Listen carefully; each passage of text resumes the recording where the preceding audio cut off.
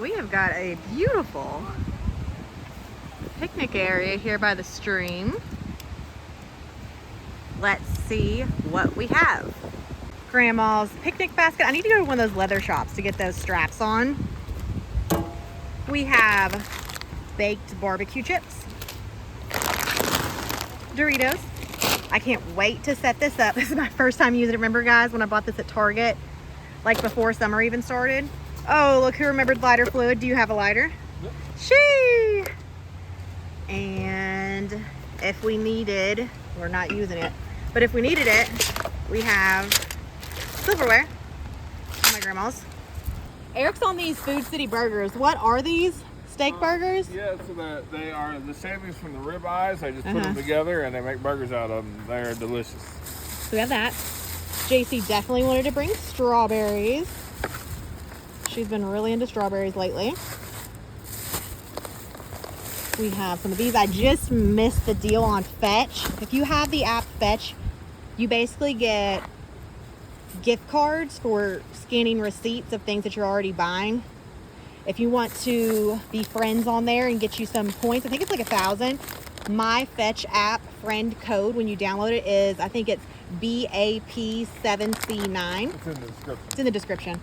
We got, this cheese was extra, right? Because it was buy one, get one. Yeah, that's one, for one. Taco Tuesday this week. It's not now.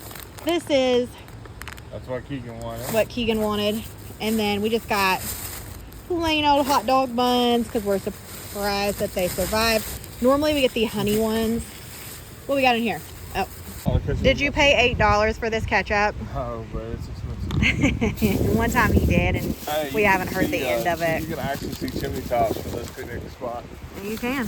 And then the best cheese ever. Eric loves this cheese. That's not even cheese.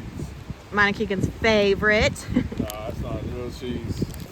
It says it's a cheese product. I don't think it's the same thing. Maybe it's because I'm a flexitarian. See, I get the Sargento cheese. It's real cheese right there. And then Keegan loves her some hot dogs on the grill. Only on the grill. We remembered everything this time. Isn't that how we met Rodney? We didn't have like a lighter or something. Yeah, but I think he was just rolling around. And then he got to witness us in our ADD forgetfulness. Yeah, yeah. Where are these children of mine? They're down by the river.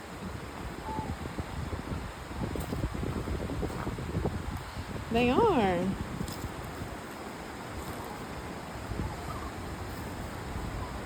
If you're wondering why we're dressed in Christmas shirts, we're going to Santaland after this. This is the last day that they're open for the season. We definitely wanted to go.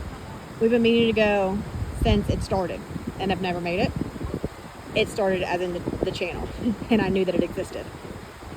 Water's pretty low though. Look how cute that tablecloth is. Adorable. They are doing a lot of work on, I think all restrooms, but especially this one. There was a hole in the roof on the other side, but they got a lot of work going on there. It is a packed, beautiful fall day. You could wear a light jacket if you wanted to. Got the burgers going. Let's see if we can make it down here. What are you two doing? How'd you get there? Look at this. We have Murphy on a log. Say hi. Look at how clear this water is. Are you kidding me? Oh gosh, how cute.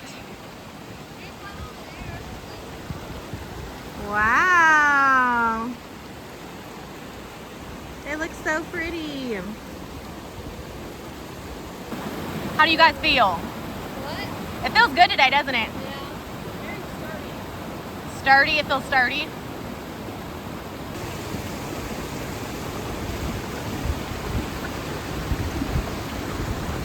Let's see these rock climbing skills.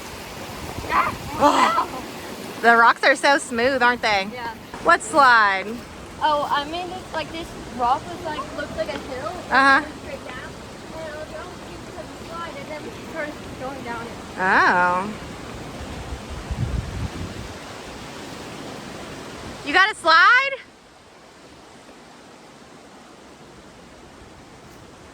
Yes.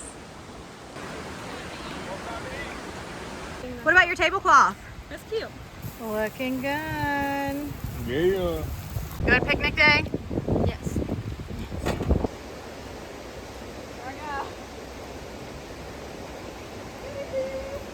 Yeah. This is awesome.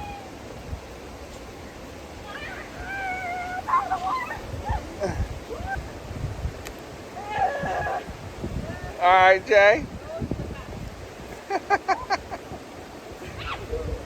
If you were here for the Chimney picnic video, it's over. We had a great time. I thought I would just jump in and do kind of like a health update. I kind of briefly mentioned at the beginning of the year that I had some health stuff going on, and finally came to a conclusion of what was going on. When you have something that's like so extreme, or it feels so extreme, and you don't know why it's happening, it's really scary. It affects your mood. And so basically, January 2nd, I went to the hospital. I was experiencing numbness here. This eye was smaller than this eye. I couldn't hold this eye open. They threw out 2 diagnoses, MS or Bell's palsy. And they kind of leaned towards Bell's palsy, gave me steroids, said it would go away. Well, that didn't happen. Like, this fixed itself like within 48 hours, but I consistently had numbness more often than not. I did notice that stress did bring it on, or if I did a lot. And if you've seen me on Halloween, I was feeling probably the worst that I've felt with this. I hide it well. I'm used to chronic pain because I have back issues. I have a slip disc. I have all kinds of stuff going on back there. I was a competitive gymnast and I've been through a lot of trauma. But after Halloween, when Halloween was going on, we did the Ripley's event. I didn't think I was going to be able to make it. My right arm, like, in order to move it, like in order to use this hand, I had to focus. That's weird when you're just so used to using your arms to have to focus to use like your hand. That really, really scared me. And it just had been getting progressively worse. Constantly had a headache, extreme fatigue. I mean, like, it felt like my body was melting, not like tiredness, like not able to use your body. And I just kept having like migraines.